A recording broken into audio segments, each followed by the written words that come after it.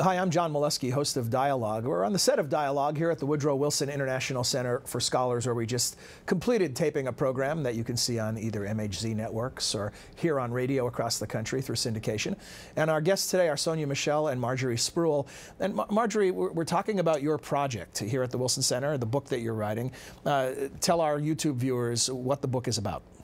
It's about the great debate over women's role and women's position in society and federal policy during the 1970s, and how this led not only more women to become politically active, but really, I believe, contributed to the transformation of our political culture and creating this highly partisan, deeply polarized political culture that we still struggle with. So what began then is still being resolved today? Yes. How far down the tracks are we?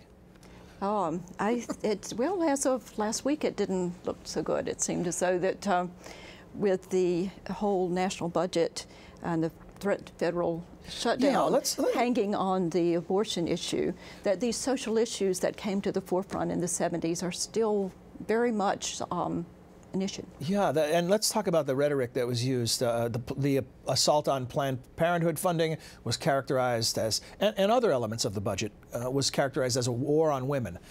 Is that a fair characterization? Well, yeah, I think so. I mean, there are a lot of things that are up for grabs: Social Security, Medicare, Medicaid. I mean, these are programs that, as well as the Planned Parenthood and the women's health care clinics. These are issues that specifically affect women, because women are more than men are dependent on a lot of these federal programs for old age security, for health care, things like that. And so, yeah, it's definitely a problem. Were you shocked that we're having this discussion about these issues in 2011? Not really. I mean, I think. So you don't see this as a regression? You see this as just where we are? I just think it's become more and more. I mean, I think the polarization, and I think Marjorie is absolutely right that you can really trace the roots of it back to the 1970s. I think the polarization has just grown even greater, and so the possibility of resolving these issues seems even more remote than ever, I think. Right. I'm going to ask both of you a scale of 1 to 10. 1 being, sort of cavemen dragging women around by their hair, and 10 being mission accomplished, equality's been achieved. Where are we in the United States in 2011 on that scale of 1 to 10? I think we've come a huge distance. When I even think, I'm about to turn 60, and when I think about what things were like when I was even in my 20s and how much progress has been made, I'm jubilant. So halfway there, 7? Where would we fall on the scale?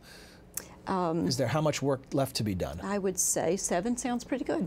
Where would you put the number? I was thinking 7 pretty accurate. Pretty accurate. I mean, neither of us would. I was guessing, and I got your number. Yeah, no, I mean, 30 years ago, we wouldn't even be sitting here. Neither of us would be sitting here. We wouldn't have been. We wouldn't be professors. I wouldn't have a job like I have.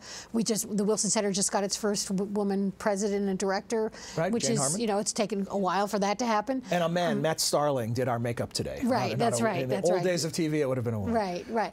So I think it's not so much a question of what number are we at. It's just that it's so fragile that I think what Marjorie's research shows is that every step forward generates this reaction, as you put it before, unintended consequences.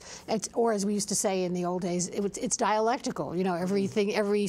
Every premise. See, academics say dialectical, TV hosts say unintended consequences. Right.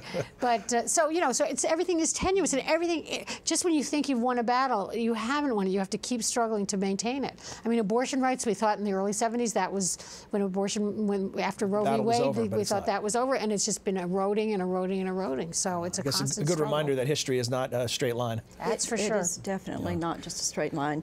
Well, thanks. And if you'd like to hear more from our guests, visit us on the web at www.wilsoncenter.org. Look in the upper right-hand part of the screen. You'll see the Dialogue tab. If you click on that, you can find the complete 30-minute interview with Sonya and Marjorie. Thanks.